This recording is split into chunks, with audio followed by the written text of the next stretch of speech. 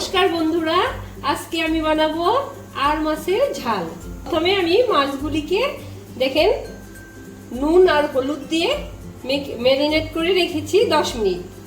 এখন আমি মাছগুলোকে ভেজে নিব। কড়াইতে তেল গরম করতে দিয়েছি, এখন আমি মাছগুলি ভেজে তুলব।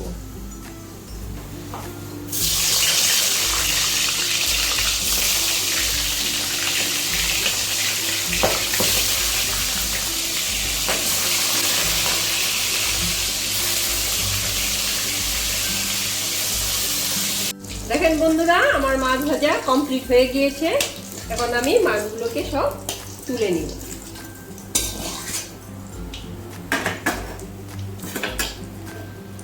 এখন আমি ওই তেলে আরেকটু তেল মিশিয়ে দিব। আন্দাজ মতো তেল দিয়ে নেবেন। এখন আমরা ওই তেলে দিয়ে দিলাম জিরা ফোড়ন,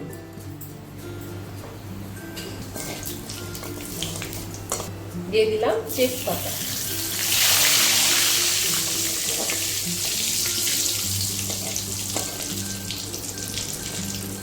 দেখেন বন্ধুরা এখন ফোড়নের সেন্ট বেরিয়ে গিয়েছে।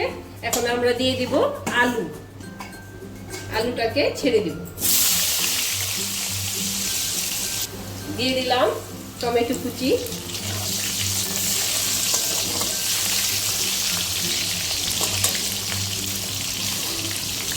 এটা আমি বানাবো আর মাছের ঝাল, যেহেতু লঙ্কা তো দিতেই হবে, শুধু কাঁচা লঙ্কা দিয়েই আমি এটাকে বানাবো। দিয়ে দিলাম 5টা কাঁচা লঙ্কা। এখন আমি আলুগুলি সিদ্ধ করতে দিয়ে দিলাম।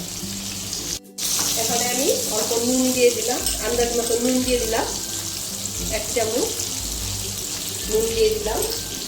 নুন দিয়ে একটু নাড়াচাড়া করে আমরা একটু দিয়ে দিব জল দিয়ে আমরা আলুটাকে সিদ্ধ করতে দিয়ে দিব। এখন দিয়ে দিব, ঢাকা দিয়ে দিব, আলুটা সিদ্ধ করতে দিব। 10 মিনিট অবধি আমরা এই আলুটাকে একটু সিদ্ধ করে নেব। এখন আমরা ঢাকাটা খুলে দিব।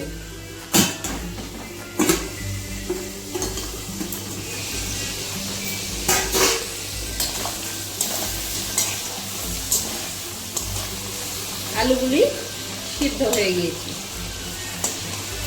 এখন দিয়ে দিলাম হলুদ গুঁড়ো, দিয়ে দিলাম 2 চামচ হলুদের গুঁড়ো। একটু ভাজা ভাজা করে নিব হলুদটাকে।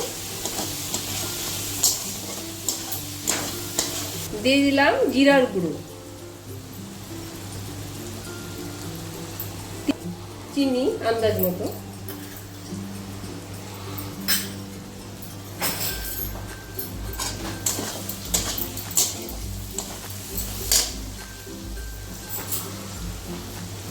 একটু জল দিয়ে মশলাগুলোকে ভালো করে ভেজে তুলব।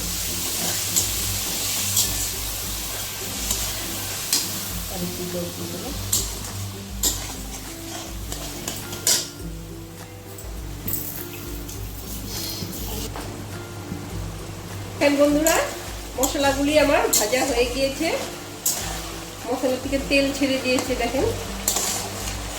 এখন দিয়ে দিব আমরা জল দিয়ে দিব।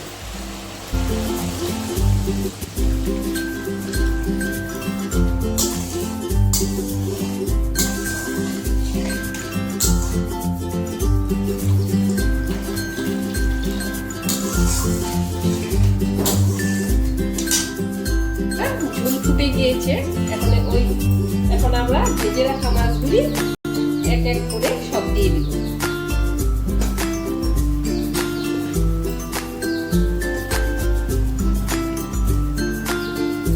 একটা সিম্পল রেসিপি, এটা সবাই, বাচ্চারা সবাই খেতে পারবে। মশলা শুধু গুঁড়ো মশলা দিয়ে রান্না করেছি।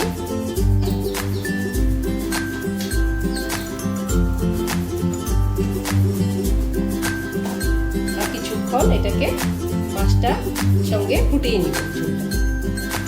দেখেন বন্ধুরা, আমাদের আর মাছের ঝাল কমপ্লিট হয়ে গিয়েছে। এখন আমরা দিয়ে দিব কয়েকটা চেরা কাঁচা লঙ্কা। যেহেতু এটা ঝাল, আপনারা আন্দাজ মতো দিবেন। আপনারা যদি বেশি খান তাহলে একটু বেশি দিবেন। আমি আমার পরিমাণ মতো দিয়েছি। নামানোর আগে দিয়ে দিব আমি একটু গরম মশলা দিয়ে দিলাম। একটা সিম্পল রেসিপি, এটা সবাই খেতে পারবে। আড় মাছের ঝাল পাতলা, ঝোলটা পাতলা হবে কিন্তু খেতে ভালো লাগে। আপনাদের খেয়ে বলবেন আপনাদের কেমন লাগে, আমাকে জানাবেন, লাইক করবেন, কমেন্ট করবেন। ধন্যবাদ।